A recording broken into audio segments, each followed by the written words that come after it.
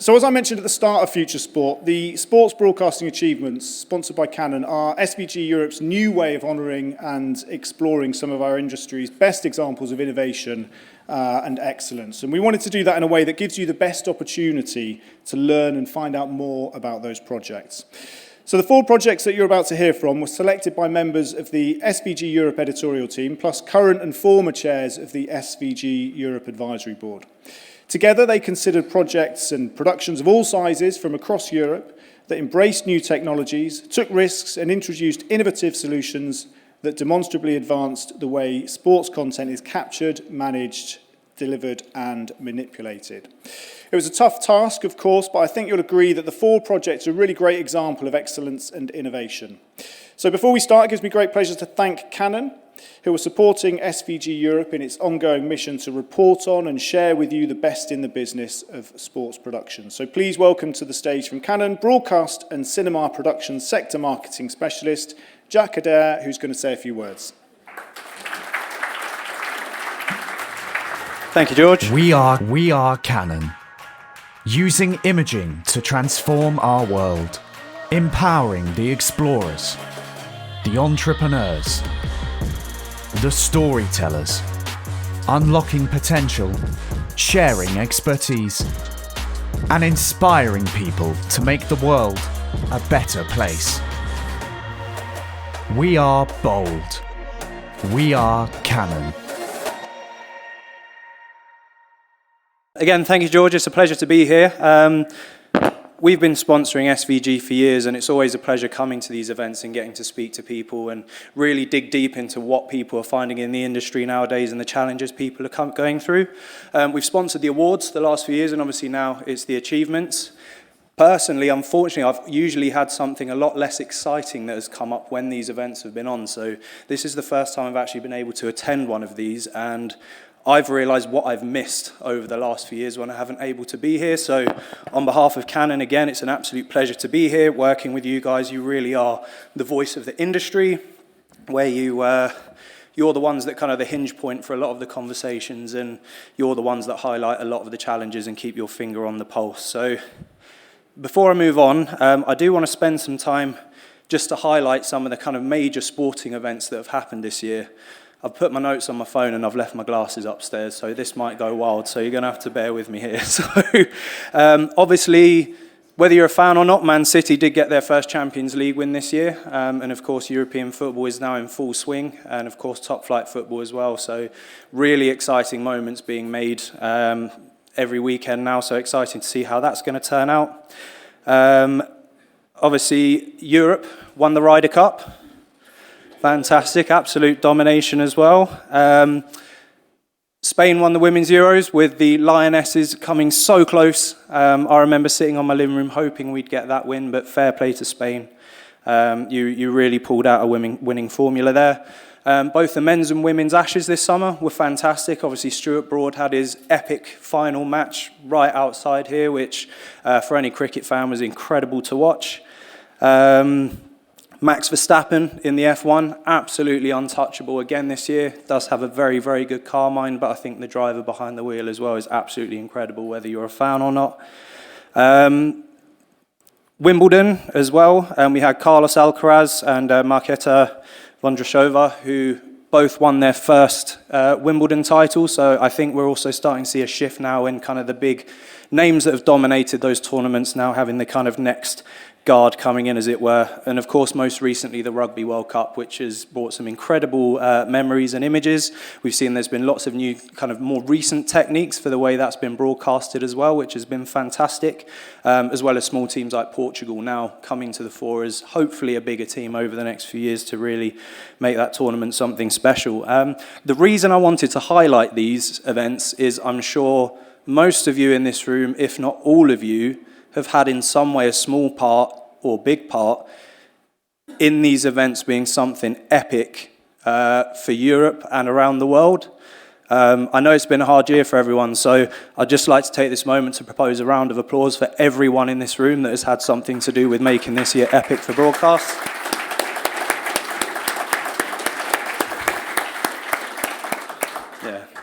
everyone really has smashed it, so it's been awesome. So I think that's enough from me just for a sponsor intro. So without further ado, I'd like to pass you over to Heather McLean and the fantastic team from the 2023 BMW PGA Championships.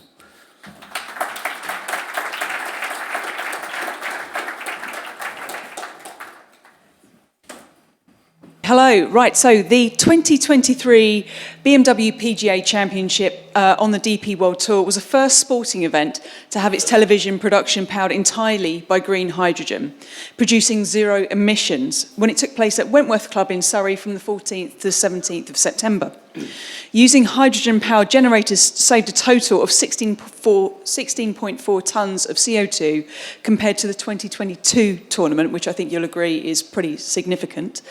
I have with me today Peter from Film and TV, Paul from IMG, and Jez from GeoPura to talk about how this team pulled that off. But first, let's watch a VT on what the whole thing looked like.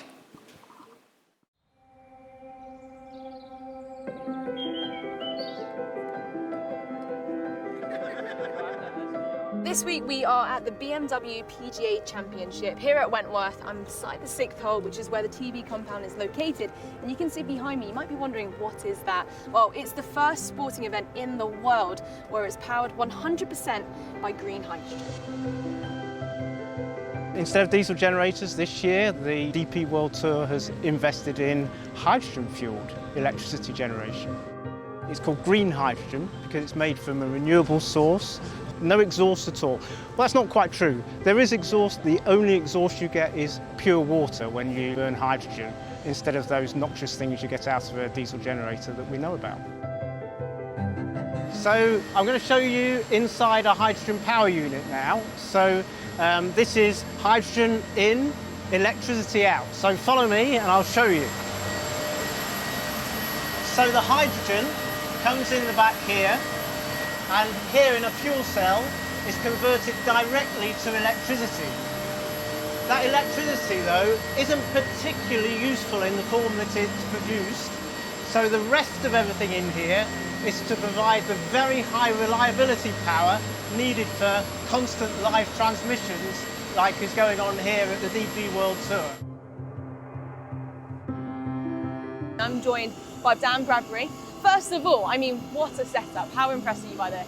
Yeah, it's pretty impressive when you're back here looking at how it works, but no, like you say, it's amazing that the tour's doing this, and if we can set an example as a tour by doing this, it's fantastic. Obviously, the only byproduct of this is pure water, and we've been told that you can drink it, and that's exactly what's in my hand right now. Dan, would you like to do the honour and let us know how it tastes? I can do, yeah. I thought you were about to see it off for a No, second. I can if you want. That's honestly, like, you wouldn't notice if that came out of the tap or out of here, so yeah, fantastic. Well, I have to say we've been brilliantly looked after. So we're working with IMG and DP World Tour, and they've made a lovely compound here available to us, which is fabulous. Everyone's been very friendly and made it very easy for us.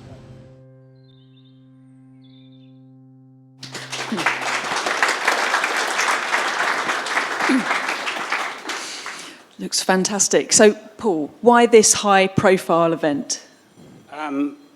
Basically because we really believed in this hydrogen technology. Mm-hmm. We really believed in the work we'd done.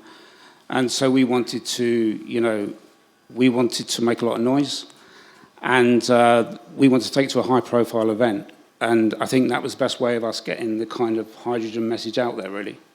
Okay. I think that's a good point, because it really shows, we talked earlier in the sustainability about getting the message out there, and sort of the DP World Tour and European Tour Productions and IMG, like really, and FTVS really helped this and to push this forward, and as a result, you guys have seen it. So thank you for this, because you've sort of highlighted this even more.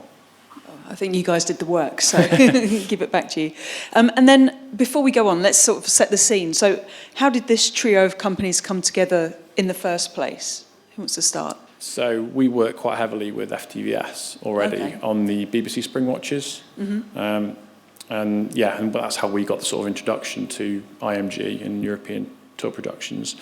And it was Peter that arranged a visit for IMG and Paul to come to the Springwatch location to actually see it in action. Okay. And what was it like, Peter? Sort of like, how did you make this move? Well, we're conscious that you've got to be taking a step forward with. Obviously, all we do is diesel currently, that's our main business, but we're keen that you've got to make a change, you've got to be seen to be taking steps forward. And Paul and I got discussing about how we can make that change, what's available to us. And that's where we started discussions around what we've been doing with Geo Pure on other events like Springwatch. Took that trip down there to see just what the setup looks like, so Paul could get his head around it and understand how we could implement that within IMG and the golf tour. Fab.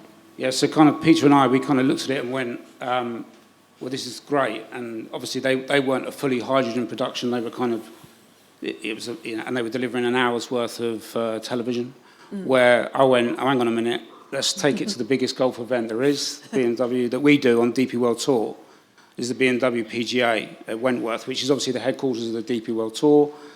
Lots of, all the best players in the world coming to it, lots of high profile, it was a brand new compound. We could kind of shape that a bit with, the plan we had. So we decided, you know what, let's make this solely powered by hydrogen. And that's not, before it had been sort of a twin set generator that powers the TV with 4 other generators in the compound. We went, no, let's take away all of that. Let's do the whole thing with hydrogen. So it's properly, zero emissions, and the only kind of byproduct was water. Yeah. So we wanted to make, that's kind of where Peter and I started at Springwatch, seeing all the great work they'd done. They were the kind of original pioneers of it for the BBC, but we wanted to bring it into sport in a big way. And you did, a big way is the right word. It's a huge leap from an hour on Springwatch to, 6, 7, 8 hours a day? Yeah, 7 hours. Rights 7 hours holders a day. everywhere. Yeah, very much so. It's a big gamble to take and move forward and be the first people to kind of step up and do it. But like Paul said, if you wanted to do it, you need to do it all in and go in full hydrogen with no hard diesel. or go home. Pretty much. Yeah, we kind of had one opportunity to do this really. Everybody, IMG, ETP, DP World Tour particularly, they really trusted us. But this was the one opportunity to do this, and we went big on it. But ultimately, for us, luckily 7 hours every day, like nervousness, but it was absolutely brilliant, and played out exactly how we wanted to. So just like you planned it. Absolutely, absolutely. Cool. And then I want to know what each of you actually brought to the table for this production. But let's start with you, Jez, about GeoPura and how you generate energy and all that kind of stuff. And while you talk, I've got a few pictures of what we just saw there, your generators. Yeah, so you saw there's 2 of our hydrogen generators there, and each one of those can produce 250 kilowatts each. So, a hell of a lot of power. And we heard earlier, the amount of power that these sort of, on-site productions can take. So, this isn't like a showpiece. This is real power, that can be produced. Not only them, we also provide the hydrogen fuel as well. So we make that from a process called electrolysis, where we take water and electricity and we split that into oxygen and hydrogen, and then we compress the hydrogen, and that gets delivered as a fuel to the hydrogen power units. And GeoPura, at sort of its core, we're like a renewable fuels company. So we work heavily with people that have got large wind turbines or solar. And what we'll do is we'll say, a lot of these companies, they'll be built out of investment groups. So they'll be getting paid from a feed-in tariff, basically, to produce this energy. But if we're not taking that energy, if we're not using it, then that wind turbine stops. So when you see on top of a hill a wind turbine not moving, it's probably because nobody's taking that energy. So we'll say, well, take one of our electrolyzers. When you're not pushing that energy into the grid, make hydrogen for us, and we'll give you that feed-in. And so that's what makes hydrogen green, and that's why we could take that green hydrogen here to Wentworth. Fab. And Peter, what about you? So for this event, how did you work with? What did you bring in? Well, Paul and I kind of started around working out how we can move it forward, what we can do. So once we did that, it was more about orchestrating and making sure we could integrate what GeoPura have got and provided and make that work within the system. We then provide our own engineers to do all the power distribution and sort of ensure that for everyone on site there was no noticeable difference between whether it be a diesel generator powering the event or, in this instance, the GeoPura HPU. And that was what was good about working with Geo and the relationship we built with them. We knew that what we were able to provide was coming from a resilient power source. So there was no concern about having tried new technology and not being able to still deliver the same level of service and make sure that everything worked all week. Yeah. And IMG?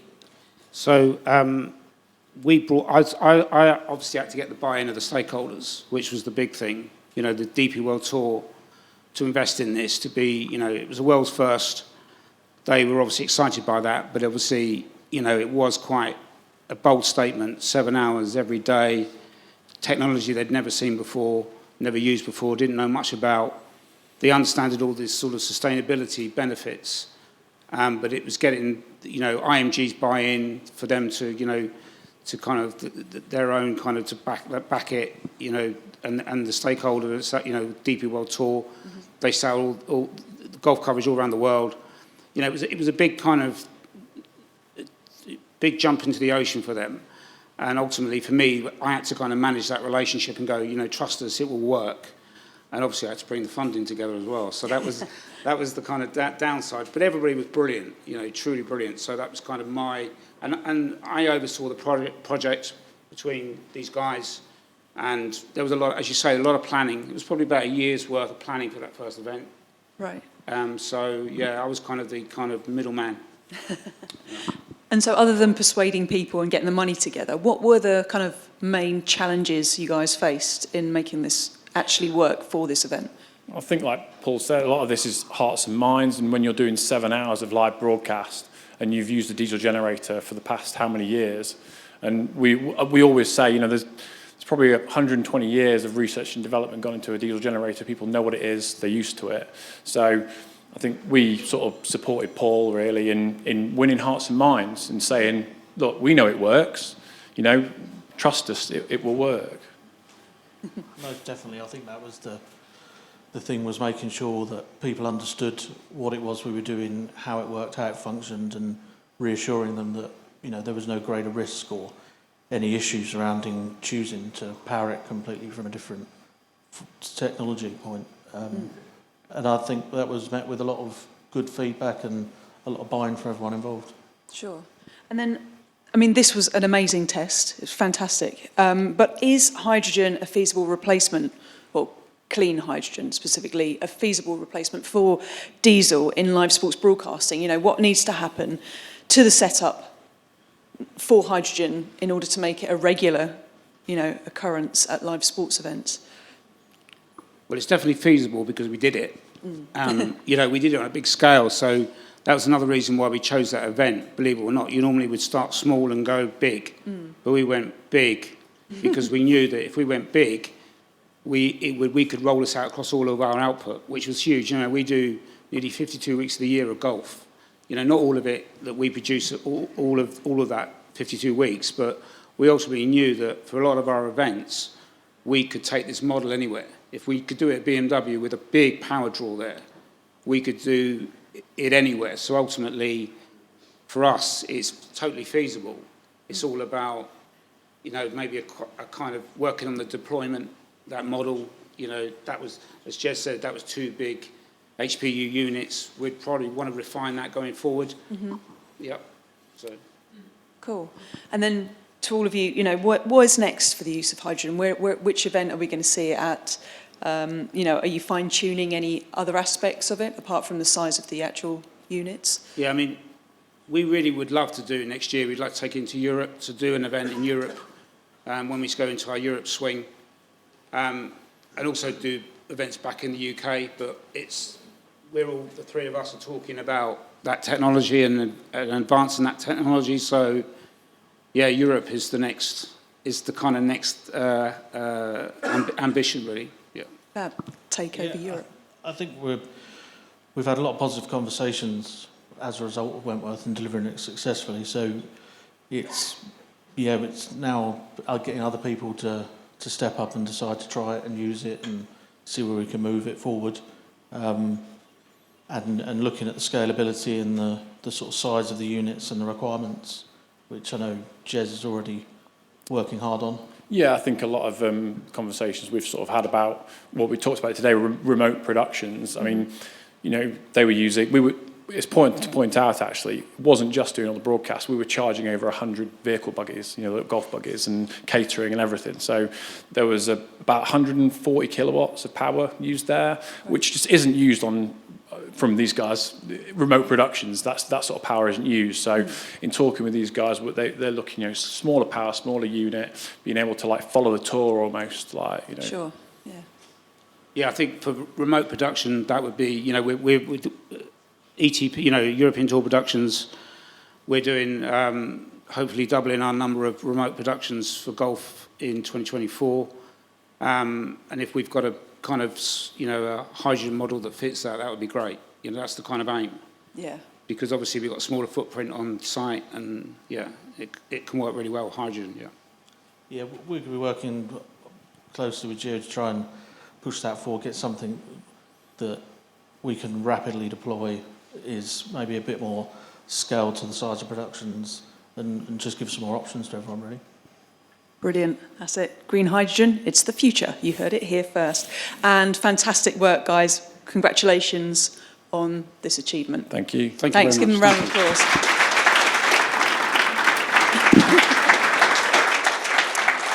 And it gives me great pleasure to introduce our second achievement. Please welcome to the stage SVG Europe editor George and the team from TV2 Centralised Production Operations.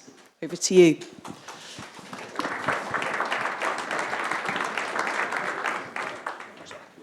We're delighted to be joined now by Jens from TV2. We also have Eric from NEP, Matthias from Telenor, and just on the end there is Mats from DMC.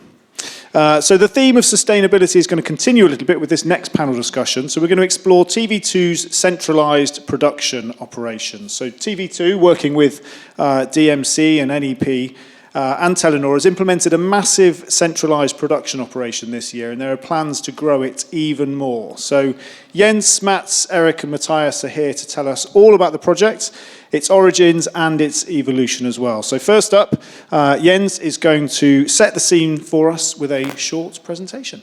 Sure. Yeah, at TV2, if my clicker can connect. 1 second. TV2, we've worked with centralized production for quite a while. And the reason we've done it is that we're producing a lot of sports events. And it needs to look as good as it does throughout Europe. But our market is 5.5 million people. So financially, we need to be smart. And we have a strange country that I'll get back to. Do you have audio on this?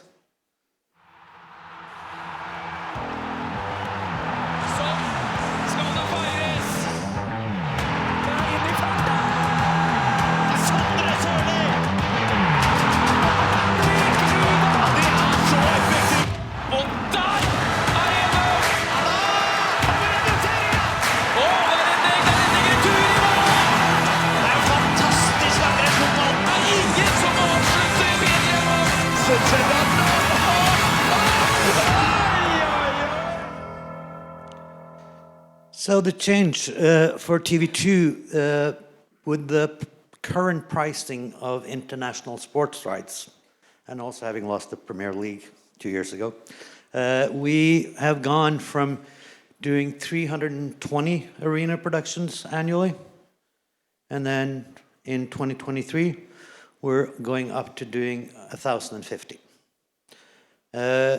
Doing that, we're also fragmenting our domestic market, and hence we had to think very differently when we bought a lot of Norwegian domestic sports rights. Another problem in Norway is our travel distances. From Oslo to the tip of Norway, it takes you about 27 hours to drive, 1,978 kilometers. To compare to your markets, you can drive from the tip of Denmark to the country that Norway is actually able to beat in football, San Marino. So with these travel distances, we had to think about centralized operations for a lot of reasons. Sustainability is, of course, a goal for TV2. It's a goal for DMC, NEP, Telenor, and also the Federation pushes us hard on sustainability. Economy is important once you start fragmenting your own market by delivering more parallel sports. We had to think about economy. And with that number of games so close to one another, we also needed to think about how our production partners were going to price our productions, centralized versus as an OB production. Because centralizing also means you have access to the hardware, software, a lot more than if you send OB trucks all over the place. And finally, wear and tear on the crew. I've used that argument a lot for the freelancers and for the directors working at TV2. They did not like the idea of not being at the arena at the start, but now they've understood that, it actually gives them a lot more free time. And our head director is actually thinking about getting a dog because he's home a lot. So these are the reasons we did it. And in order to do this, we opted to go with two partners. NEP has a long tradition with TV2, and they've done all our football for many, many years. They do a lot of our entertainment.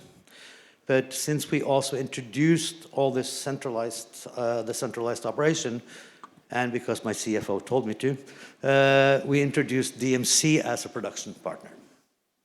NEP does all the big football games. DMC does VAR.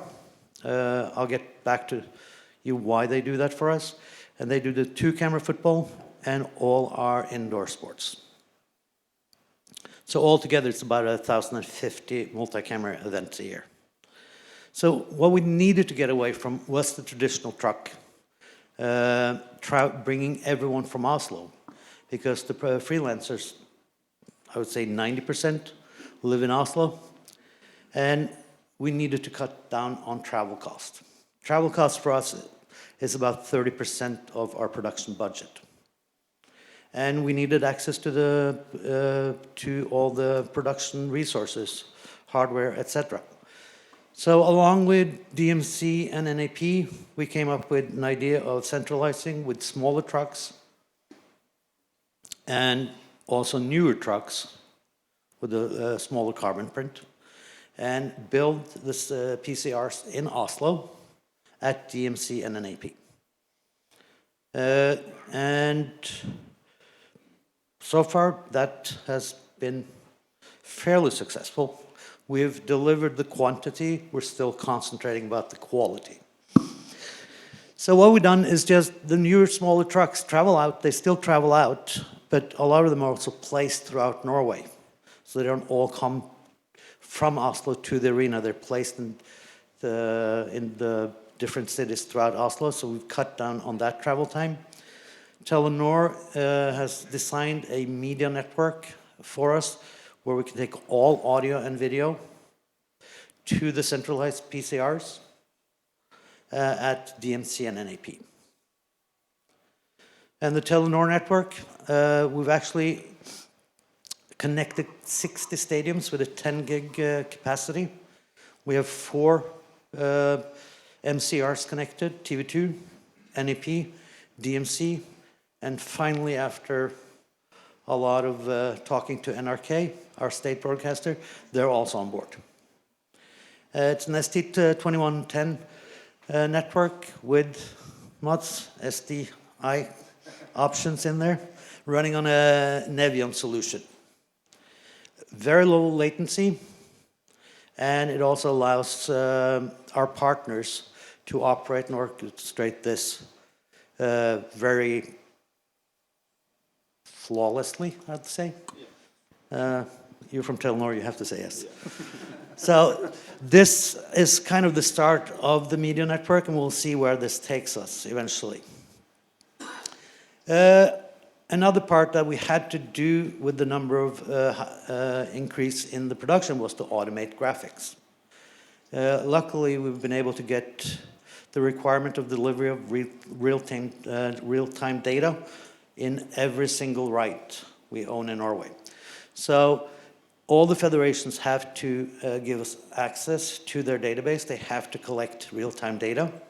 In the lower divisions where they don't have that capability through because they're smaller stadiums, we've developed an app that gives us real-time data into the federation's data servers, and we fetch the data from there, orchestrate that to our graphic processing, using both Single Live for the smaller productions and VisRT.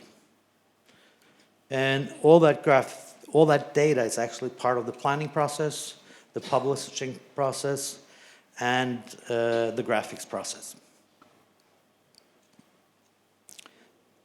We also went the same way as others here, thinking about the one-person PCR.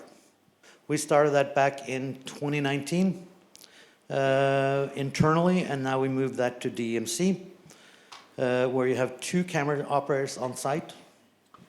You do not have any EIC. The camera operators, we've made a plug-and-play system, so the camera operators plugs into the contribution system, and centralized shading and centralized technical support. And the director does the directing, switching, graphics, EVS, highlights, and audio. When we did this in 2019, one of my colleagues told me I was insane to put all this on one person. So I opted to direct the first game myself. So when someone plus 50 can do it, the younger crowd can certainly do it. But in order to do this, of course, the automation of the graphics was a key element as well. And part of our football contract, Norwegian Football Federation, was to supply VAR for them. So we had to hire someone to do the back end and make a VAR system center. And we opted to purchase that from DMC. So when we've done the centralized operation setup, VAR came as a synergy of that. And then we designed together with DMC a full VAR center with 8 VAR operation rooms in order to only do this centralized and not having to do additional on-site VAR operations for the 4 or 5 rounds a year. All the games happens to be played at the same time. So, and we also do a lot of automated arena production because we're trying to cover the lower sports as well. So that was it. Sorry, took a while. Thank you, Jens. That's some great context and great explanation there as to what you guys have been doing. I just wanted to start with you, Mats, if we may, just on the end there. Sure. So, Mats, give us an idea. I mean, we've seen what Jens was talking about in trying to achieve, some of the aims and objectives here. What from your perspective, from DMC's perspective, what were the operational challenges that you faced? And also, just very quickly as well, can you, something that Jens has already mentioned, give us an idea why you opted for SDI as well? Of course. I think one of the biggest issues was, of course, this was during the aftermath of COVID. So there were a lot of things in short supply and long delivery times. And we had very limited time space to work on and we had to not only to set up a broadcast center with the 11 PCRs and a VAR center, we also needed to train the referees, train the operators, build a company, because when I got the key to the premises 6 months before we were due to be operational, I was the only one employed at DMC Norway. So we had a company to build, and all of that should be done in 6 months. So time frame was short, and also people were in short supply. We needed to get the right people for the company. We needed to get the right people for the productions and for the bar operators. And a lot of these people we had to train ourselves. So, of course, we needed time for that as well. Regarding SDI, it seems maybe a little bit strange to talk about SDI in the Future Sports event, but for us, we needed easy to use, robust, and easy to understand system. And we also needed equipment that was available. So it came to SDI. It's a little bit like the BBC backdrop. If something works, why not use it? I think I would probably do the same decision today, because when we go out on a production, there's only camera people, and it needs to be really easy to operate them. Thank you. And Eric, from NEP's perspective, what were those technology challenges that you faced? And also, can you just give us an idea of how you integrated NEP's TFC with Telenor's API as well? Yeah. You touched on this as well, Mats, but the short time frame was a challenge, and it was post-COVID. We had issues in getting equipment available, which was something we, at least network equipment, we went 2110 instead of SDI, which means we had to get a lot of network equipment available. So that was challenging. We managed to kind of pull things around inside the NEP group, but still challenging. When it comes to the technical setup and the design, I would kind of bring forward two main things that I see as kind of the main technical challenge in this setup.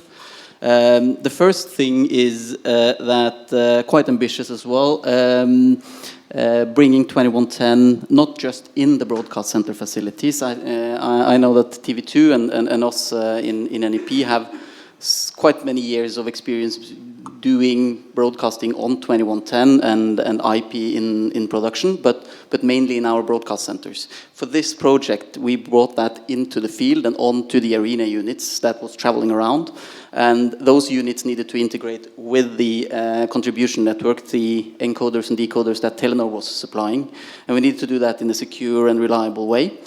And doing that handover and having the flexibility, all the arena units had to be able to, and it's 10 of those, had to be able to connect to any venue out of those 60 venues without reconfiguring the network equipment. And we also had the challenge that we wanted to use several field acquisition units or units together on the same venue at the same time, which means that those network setups needed to be able to work together to watch the contribution setup from Telenor. So that was challenging, but we managed to pull that through. The other thing is that in a centralized production setup, there is often just two parties involved. It's the arena and the arena production, arena units, and then it's the centralized production hub. And then you have some flexibility in defining signal flows, etc., between those units and the units in the field and the centralized production hub. In this project, we were 4 parties, and 4 parties with quite different needs. And the signals coming from the field acquisition units, those had to support both the centralized production, but also the VAR setup that DMC was running, and the studio production and news production that TV2 was doing.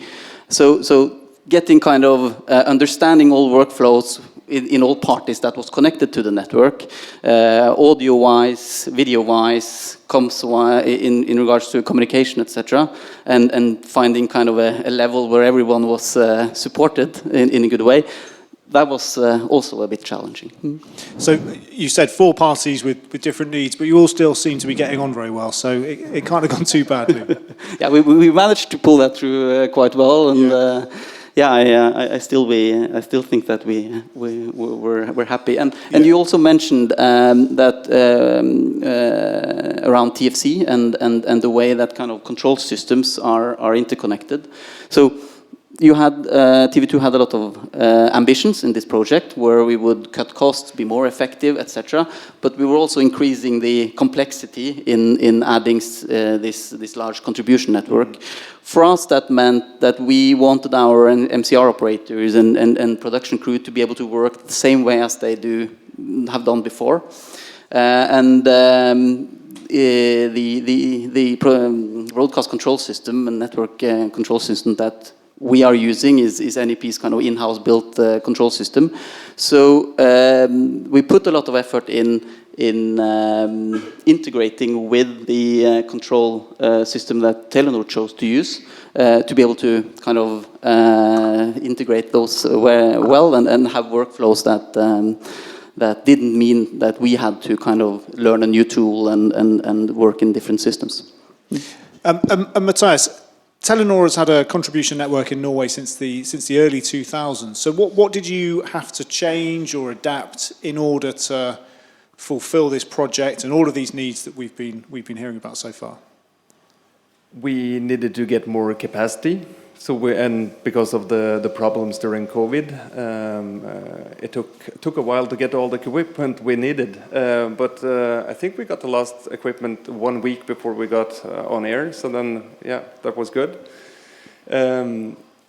And we needed to change the contribution hardware or the software that we used, because from 2000 till at least last year, it was OB production, and it was 2+1 feeds, to just a dirty and clean feed from arena and a return feed. And now we need 20 signals from the venue. Got all the cameras should go back to 21. 21, yeah. So everything's going to get back and be produced. So we needed to get a new platform, and for us that was Nevion, Sony Nevion Virtuoso. Because it's a rugged platform with a lot of flexibility, so we can change codecs if needed. It supported what we wanted to do with JPEG XS, and of course a software video path, so we actually could control everything and give different needs and different rights the management for users, so we could give NEP, TV2 and DMC total access, and they route everything and book everything themselves, so we don't need to do everything for them as we did before. So Jens, looking to the future, what needs to be done to scale up even further and allow you to remotely produce matches, a greater number of those matches? Well, these guys are good about telling me that the order came a little bit late.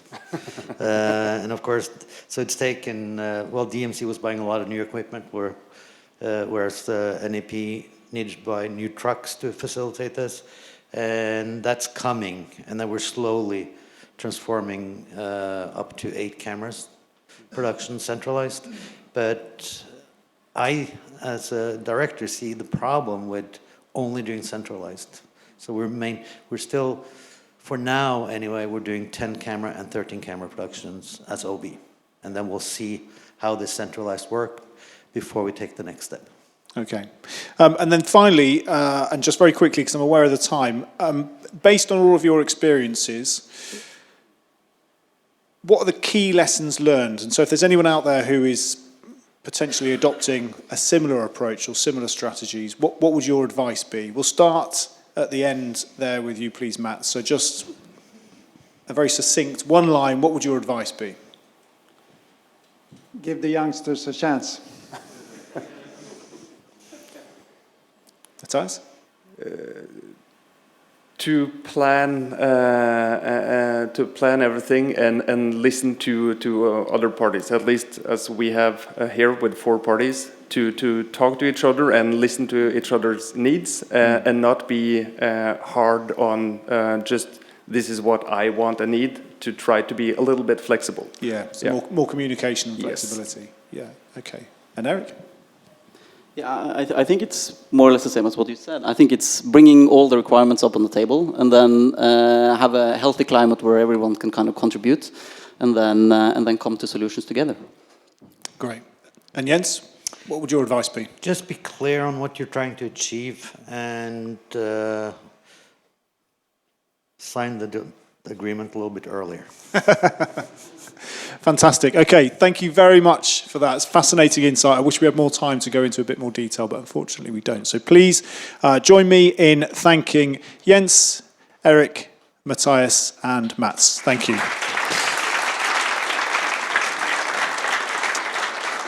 And I'd like to hand over now to Ken and to Tim for the next achievements case study.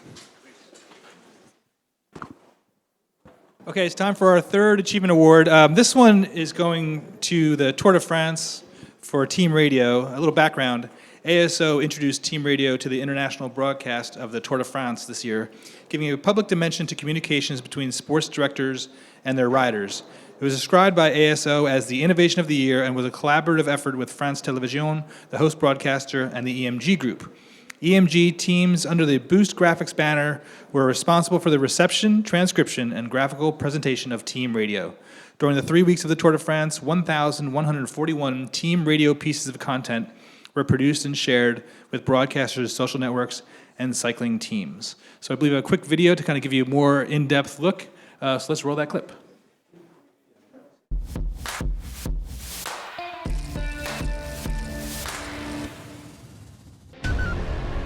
Yes, good in position, boys, really good. Make sure we stay in front with Jonas, because it will be nervous now from here till the finish.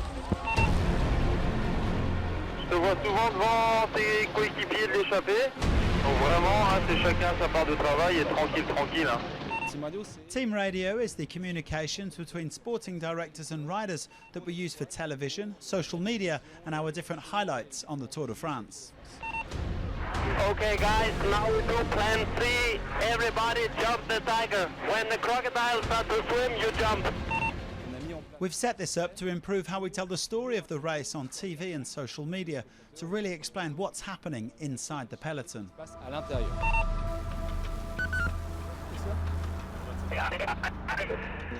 We've equipped the team cars with audio transmitters which are connected to each team's radio channel, and their communications are then transmitted to our truck in the technical zone.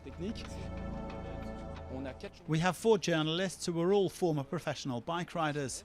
They receive all the radio broadcasts, which are automatically transcribed and translated in French and English. The journalists send me what they consider to be the best moments of all the team radio transmissions, and my role is then to select them for live broadcast. To do that, I use a software program which creates an on-screen graphic with the script of what has been said, and we then liaise with the television director to broadcast the team radio clip live. Le réalisateur de la course, on le diffuse en direct. I've got a team radio for France Télé of AG2R in the breakaway. France Télé, AG2R en peloton. Contrôle de super 1. Impressionnant, impressionnant. Allez gars, je suis costaud, je fais de l'extérieur, allez petit. We agreed on a deal with the 17 teams who signed up for this project, who have put their faith in us, and that is to respect their team strategies. So everything is broadcast a bit later or even after the stage, so we never give away their tactics in advance. I'm gone. I'm dead. We've had good feedback from broadcasters and on social media, so the ingredients are there to keep this project going. Much harder than expected.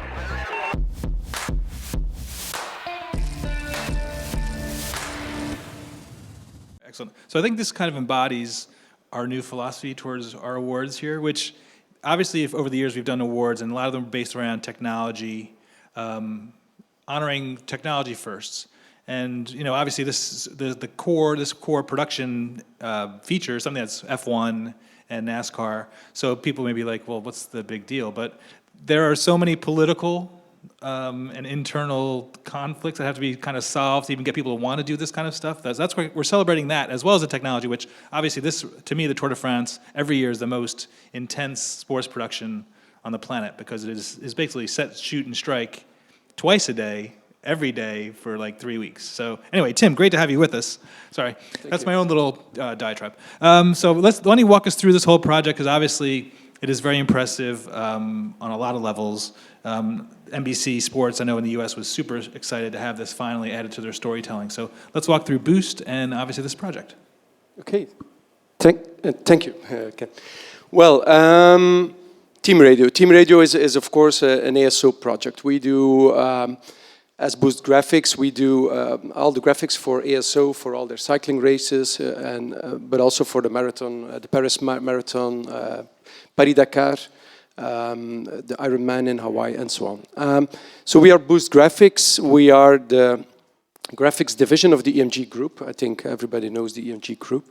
And basically what we do, we sometimes or often call ourselves a visual content studio. Basically what we mean with that is that we are specialized in bringing content to life, in creating content and in telling stories for the audience. It's indeed this approach of looking at what we can add as a value for the people at home that are watching the transmission, instead of starting from a technology perspective.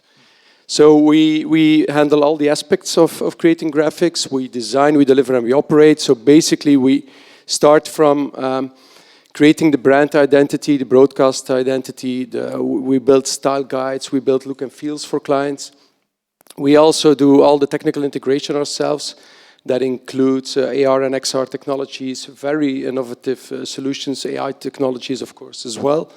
And finally, we deliver, we operate as well. I mean, we have a team of live operators, and we also have our remote center in Italy, of which we run a lot of graphics as well. So, but that's basically what Boost is, but we're here to talk about Team Radio, of course, which is a joint project with ASO for France Télévisions. So when ASO asked us to build this software, we were confronted with a fierce challenge. Basically, the Tour de France is spread across a length of 3,500 kilometers. So there's no fixed infrastructure, there's no fiberglass that we can use, no network connectivity, nothing at all. Some stages end at the top of a mountain, for instance, where there's nothing. It's even already very hard to get the trucks up there.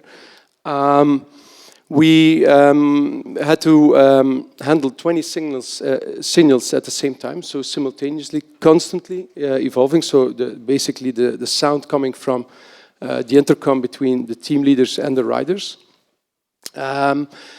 That was all to be done in multiple languages because, of course, these team leaders, they speak their own language. They sometimes try to speak French or English, but and we also had to deliver in multiple language as a destination. As you were saying, NBC Sports is one of the clients that took this Team Radio service or bought this Team Radio service.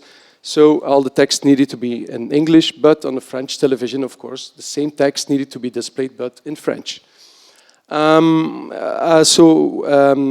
it very, they stressed that the solution needed to be built without any delay.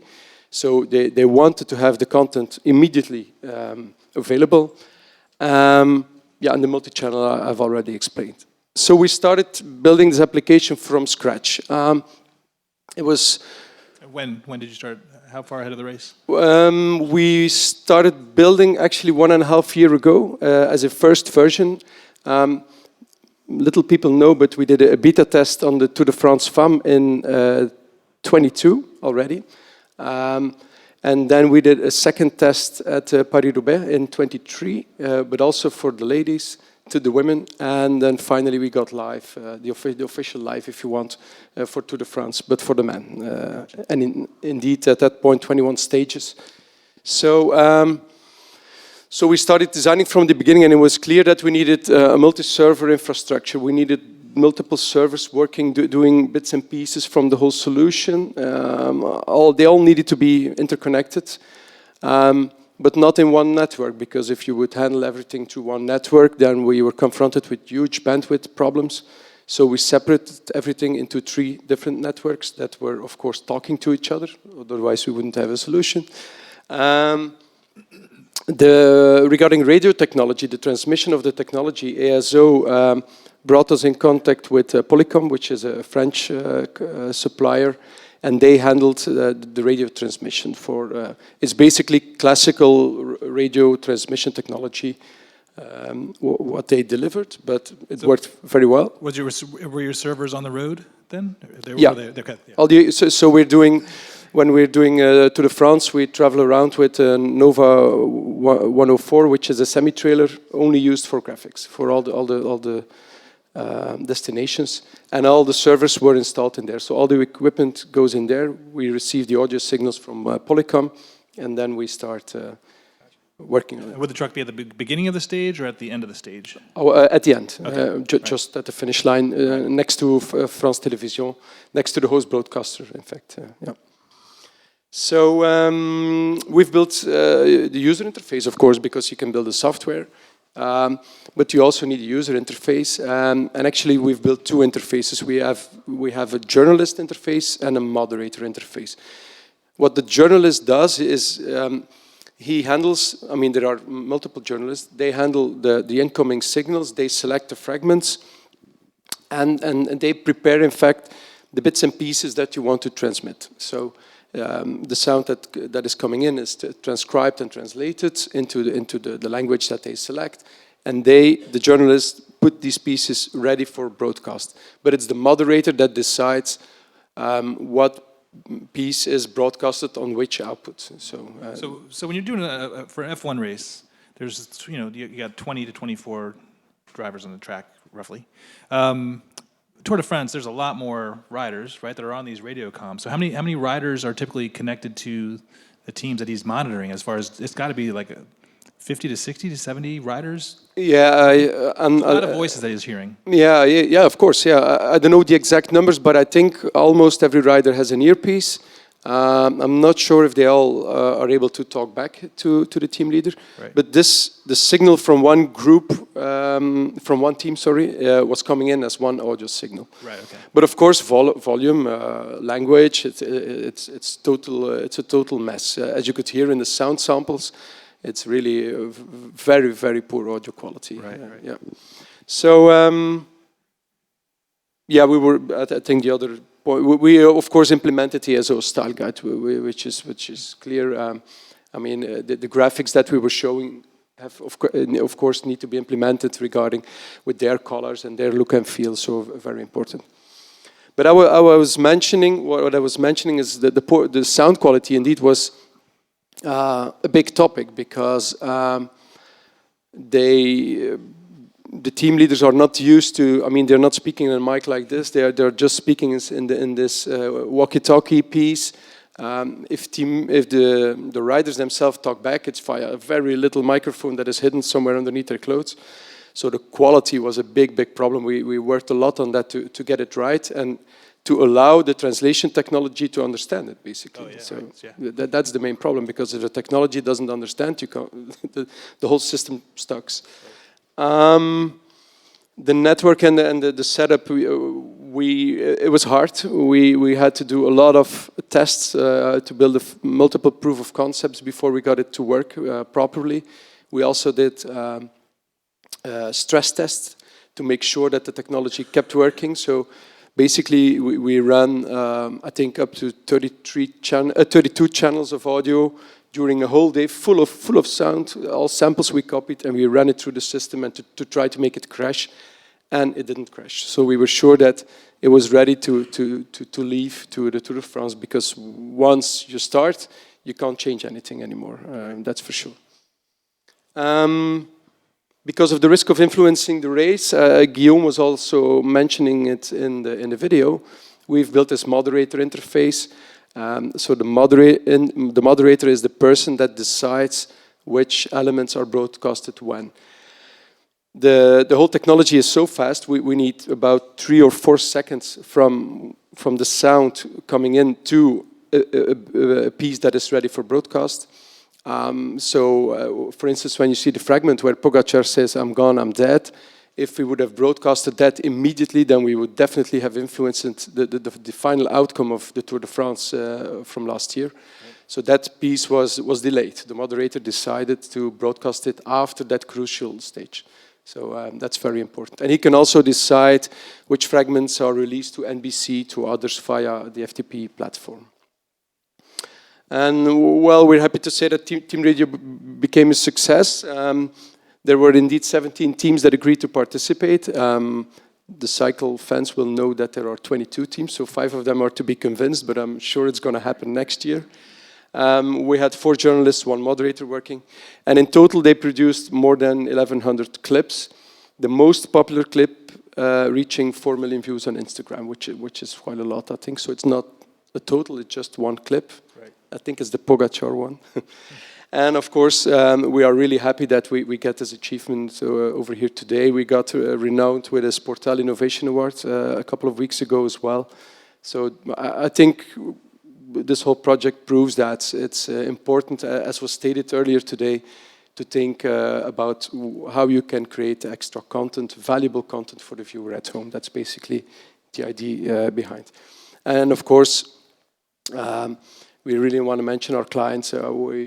It's together with ASO and of course France Télévisions that we've built this project, and it's together with them that we keep innovating, keep thinking about new solutions, new softwares, new technologies, and that's basically it.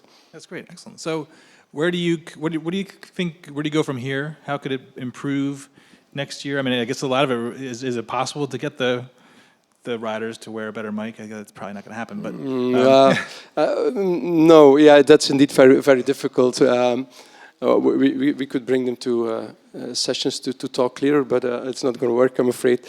No, we're already building on the next version. Basically, it's almost ready. There are a few things that we're adding for the next year. That is editing. We are enhancing the audio editing features in the software, so we have more possibilities in editing bits and pieces of sound, of course impacting what you can show on air. We are also adding video editing features, so because now we're always working on the program feed. I mean, we can deliver key and fill as well, of course, but we want to handle multiple video signals, so we can be more creative in combining, for instance, an image of a rider taken from a motorcycle together with a piece of video. So we're creating more possibilities over there. And next to that, we are building a new web platform that allows the teams and also other broadcasters to reach their content on the platform. That's basically the pipeline for this year, which is almost built. So it's almost ready. We need to be ready by half of February, because then the cycling season kicks off. And right.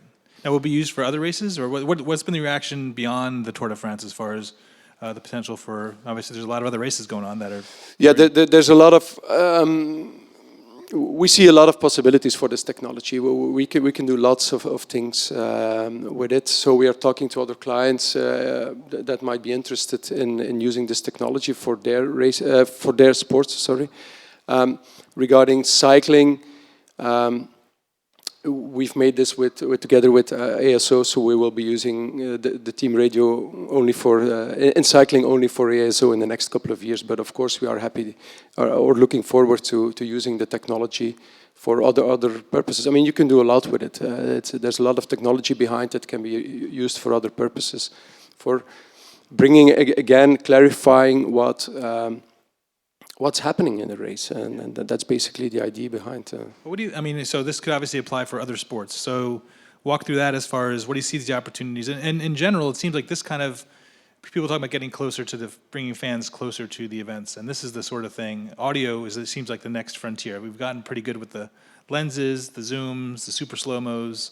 this is like the new frontier. So is it affordable for a lot of smaller federations who might want to add this into their mix? And what are those conversations up like usually? Yeah, I'm sure it's affordable because this is a complex setup. I mean, we're handling 22 signals at the same time that need to be captured. You need 4 journalists, but we are also planning to build a version that can handle by only 1 person. So, for instance, there are a lot of sports where there's communication between referees. The only thing you see on the broadcast is the decision. You see, you get a red card, or no, the goal isn't approved for. And there's a lot of communication in there that there's no explanation about why this decision has been taken. Sometimes you can see it on the image, but the commentator needs to guess in most of the time. We love rugby, right? Rugby does a really great job of letting people know what's going on in the field with hearing all the communications, which is and that helps a lot to understand what's happening. So we think there's a lot of sports where that can be used for, and we are planning to build this sort of simpler version where 1 person can handle the whole package, and we can run it on 1 computer. So we don't need this complex setup. It's a lot simpler, and I think there's a lot of possibilities and opportunities over there. Sure. Excellent. Well, thanks, Tim. Really appreciate your time. It's time for our final award. So I want to turn it back over to George and a team from European League Football to talk about their innovation in cloud-based production. But again, thanks, Tim. Thanks so much. Thank you very much. And congratulations.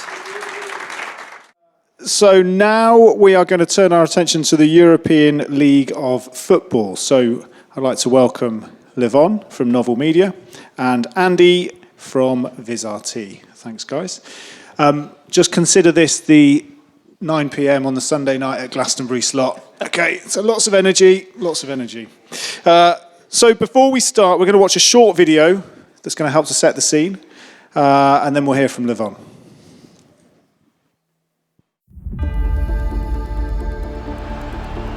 Don't talk down on each other. Hey, one family out here, right?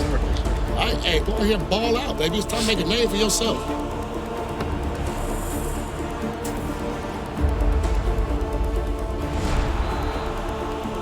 You ain't feeling dangerous, don't go out there.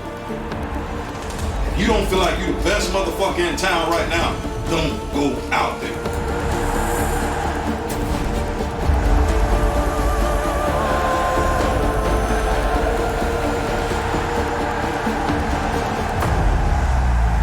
We just started. Let's go!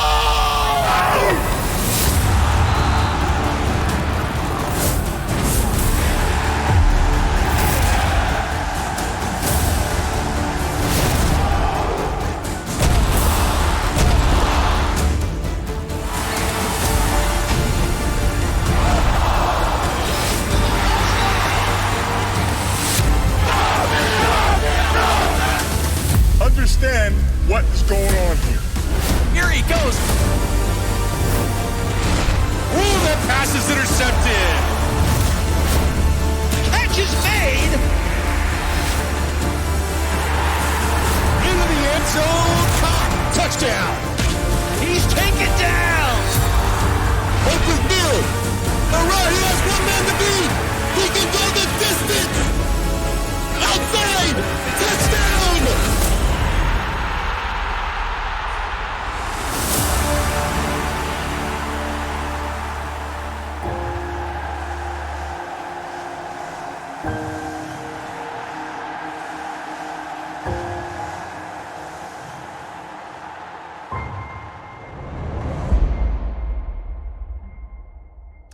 So, as we just saw, ELF is a professional football league, and from next year there'll be 17 teams from 9 different countries across Europe.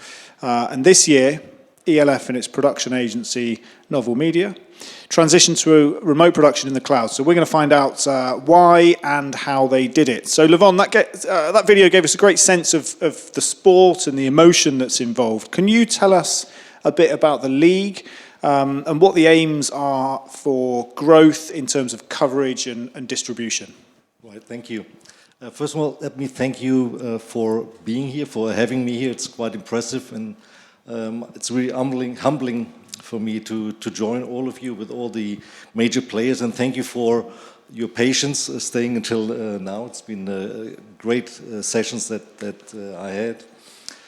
Basically, what we see here is the growth of the league. It started in 21, basically, with just 8 teams, 6 from Germany, 2 from the rest of Europe. In 22, we had 12 teams, and in 23, it was 16 or 17 teams. One team actually went bankrupt from 9 countries. And so we were facing actually this year we were facing an increase of 50% of the games we had to produce. So my companies, we are coordinating the production to some extent with production partners, to some extent by our own. But we didn't just turn for remote production for altruistic reasons. We had, first of all, a number of games that we had to produce, and we were facing one problem that was mentioned earlier today as well, which was which is talent. So we knew that we wouldn't have enough operators on different levels to produce all those games in 9 countries. So that's one of the main reasons why we turned to remote productions. And one interesting thing I learned tomorrow, I saw the chart from Rebecca. I think it mentioned that a niche sports like American football in online usage has 1.7% of the time that people consume sports. It was quite interesting. In fact, in Germany, when the league started, or even earlier on, everyone said, that's completely pathetic. No one cares about American football. This is a football country, or soccer, not American football. And after our first season with 6 German teams and 2 international teams, the association measured, the success of American football within German television. And to the surprise of everyone, it now ranks on number 2 after traditional football. And that's I think something that is very interesting for all production companies, or for all leagues that are in these niches that Rebecca showed us this morning. It's just a matter of how you produce and what you show, to which extent you meet the clients' or customers' expectations, that you can grow even a niche sport to this kind of success.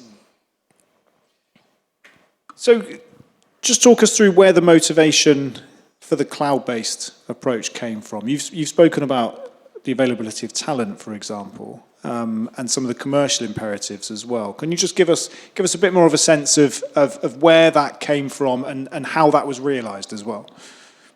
Well, it was the one of, as I mentioned, one of the main issues was talent, also producing cost efficiently. That's something that is, of course, for a new league, quite a big challenge. We also had to produce snippets and all sort of content for all the other areas that are mentioned here. So that basically led us to this architecture, which we implemented with some partners, with Logic TV, with VizRT, and their guys. That was very helpful. And talent was one thing, producing cost effectively, and also the expectation from our viewers, because the thing that we are being compared to is the NFL, and they are producing with a huge effort, with a huge budget. So that's what people are expecting, and to get close to that to some extent forced us to go a different way. And you've mentioned VizRT. Andy, can you tell us when you guys got involved and to what extent as well? Whereabouts do you fit in here? So I think we started talking to Levon and Novell probably around about 2022. Some of our colleagues started chatting about cloud and the possibilities and what we were doing in it. And there was some interest, and we did a POC, I think, probably end of 2022, and then that seemed to be the way to go. And so very quickly we had to start working with everybody on this architecture and the solution and how it's going to be deployed and what was needed and the requirements. And essentially that's when we kind of really brought them on board, and we're using our cloud software. So the software that we actually use and the products that we used are very familiar. There are normal VisRT products, so Engine for graphics and Vector for the switching, 3Play for the replay, and our VisArena product for the virtual ad insertion and the 1st and 10, which is pretty much expected now on any American football match. But the differentiator there is there was some new elements to introduce to make it cloud-enabled. The NDI bridge, which allowed us to bring the NDI feeds in from LiveView, and then the deployment tool VisNow, which really allowed easy deployment for the Novell team, which means they can spin up the concurrent instances that they wanted in the sessions very simply, and then also bring it back down again once it was completed. So that's the solution we put in place. We worked very closely with the team and tried to extend that into the live, so sort of training on the job to make sure that everyone was fully across the products and how to put a successful production together. Yeah, I think we had roughly 2 months overall since from the time we started the cooperation and also implementing the solution and testing it, so that it's quite a thing. Sure. And we had we have in my location we have 4 studios, and we have up to 9 games on a single weekend, each of them 3 hours. So that's also something I heard earlier on that people wouldn't usually use AWS for, but it worked very well. And also we had a system that we used, which you can see here on the left, from LiveView. LiveView helped us also with their systems, because we can't always rely on a LAN internet at the stadiums. That's even in Germany not the case. Even though they have third league football in some stadiums, it's rarely the case. So we used LiveView decoders and encoders to transport the signal into the cloud.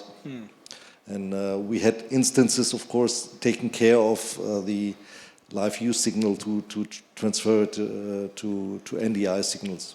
And any use of satellite? I think I'm right in saying in some locations, but most... Yes. No satellite. Well, we produced between June and September 100 games overall, all live, and 30 of them traditionally with OB vans and satellite, and 70 with using this cloud architecture and LiveView systems. Andy, you've touched on the graphics already. Can you just give us a bit more detail about how graphics are being used to tell the story? Because obviously it's very, very important for a sport like American football, where there's a lot of data, there's a lot to interpret. So just give us a sense of how that's being used in this environment. Yeah, so I think it was On-Air Graphics provided the software that controlled the graphics engine, and that ran on the same instance as our engine. So from a user perspective, it was very straightforward in how they would expect to use it. And then, of course, they're taking in the various data feeds, and as I mentioned earlier, providing the 1st and 10, and then in addition virtual ads is imperative on American football. So that was a key deliverable. Once we had that up and running, then it was the design of the graphics, the build of them, the storytelling that wanted to come in there, making best use of the statistics that are available, and kind of that's where we provide the platform, and then On-Air Graphics went and created the design and the magic and used the data to tell the wonderful stories. Yeah, exactly. Yeah, well, we used all the tools that VisRT also provided, and one interesting thing was that initially we didn't plan to use the virtuality for more than the line of scrimmage, but in the end it turned out that brands and sponsors were quite interested in the virtual logos that we put on the field.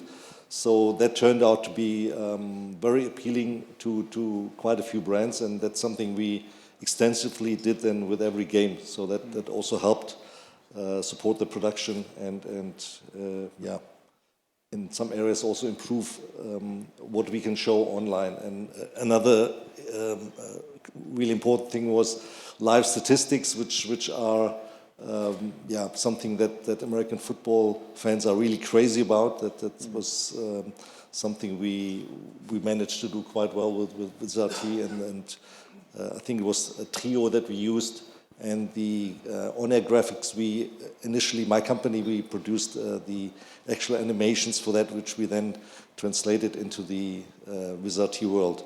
Yeah.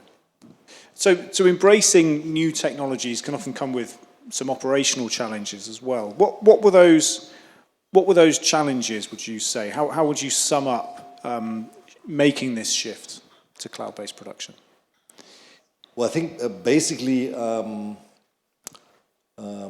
yeah, the most important thing was or the most challenging thing was that there were issues coming up that we never experienced before, you know, because we had quite a few interfaces here, and then you also have, you know, interfaces outside in the stadium.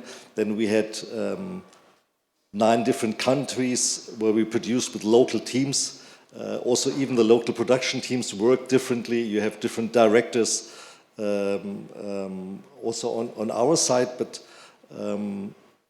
overall, I think the main thing was to come up with procedures to test beforehand, before the weekend, also and also on the day of the production. So that's something we did extensively, and also we had to test a lot with AWS to make sure everything works all right. But even then,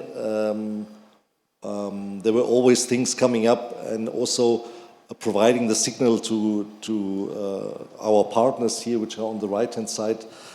Sometimes it turned out that they cannot work with for example, 10-bit signals, something that was very shocking, because it's in the testing period we had no issues with that, and sometimes 1 hour before we found out that the takers couldn't work with a 10-bit signal, so they had a black screen, and at first we didn't know why this black screen is appearing to them, and others could work with that. So you know, you have to find a way to get to the source of the issue, because you know, no one tells you, and that was quite a challenge.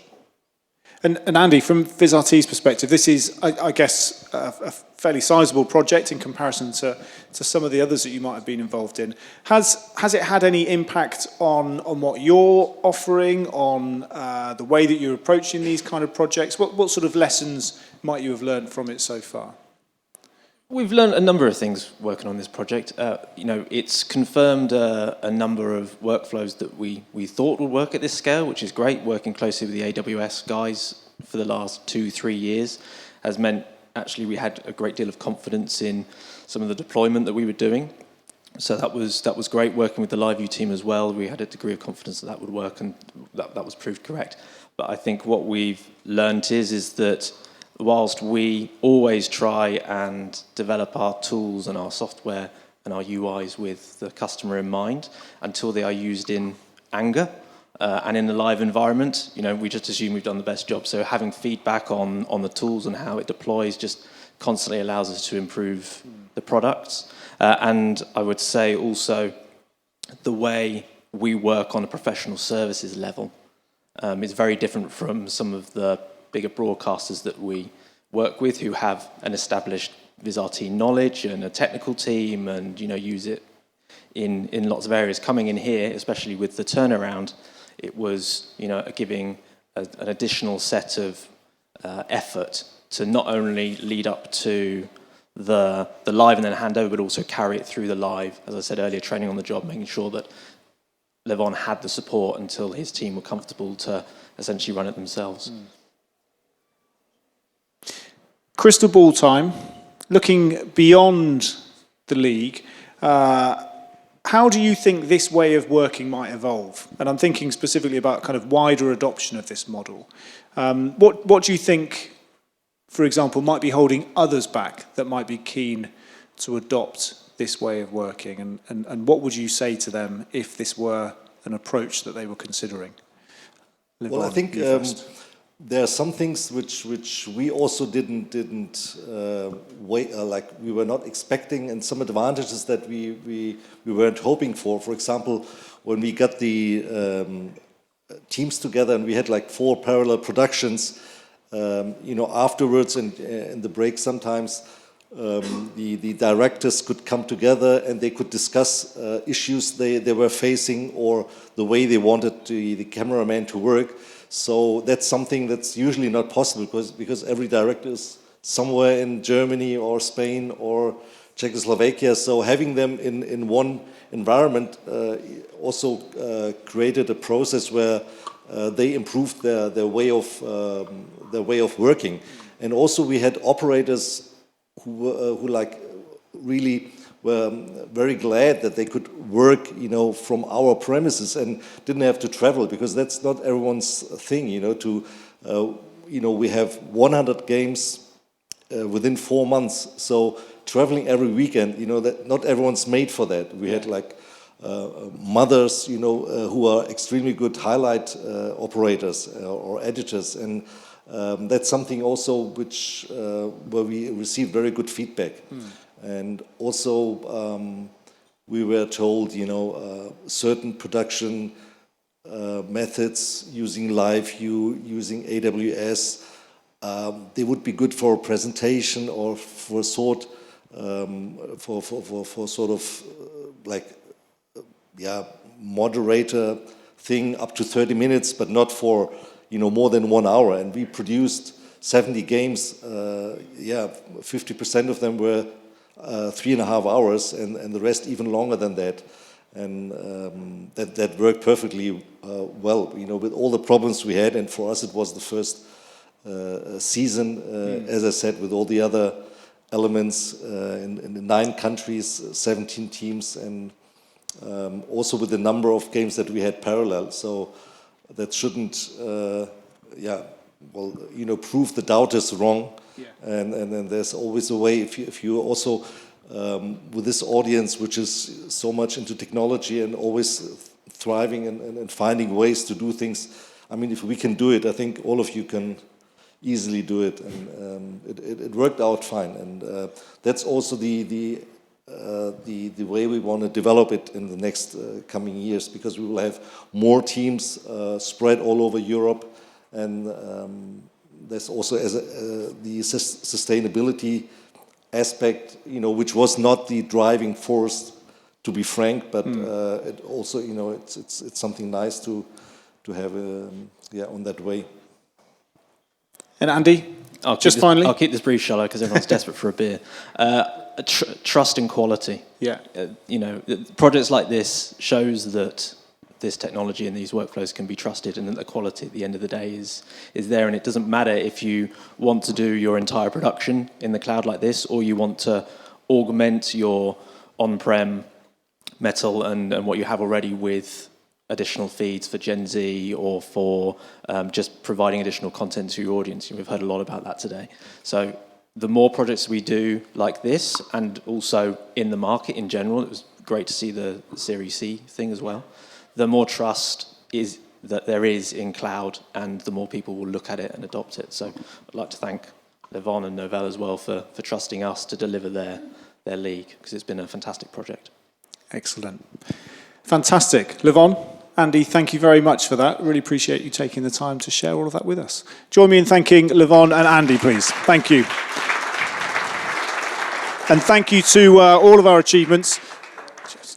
Thanks to all of our achievements. It's great to be able to go into such detail and to explore all of those projects in depth. We've just got one last achievement that we would like to recognise, though.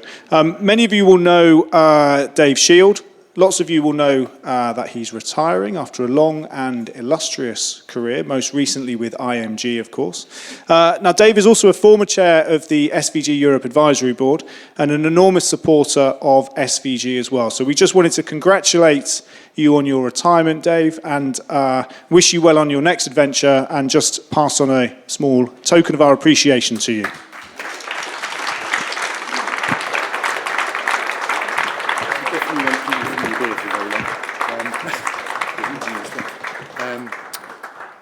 I've had a fantastic 33 years at IMG, and I had 10 years at the BBC before that. So I've been there and done it. 30 Wimbledons, 8 Rugby World Cups, Commonwealth Games, all that. I mean, it's fantastic. But my observation for the guys here, and particularly manufacturers, is when I started at the Beeb with ME 2001 cameras and 2-inch videotape, loads of light to produce any sort of a picture.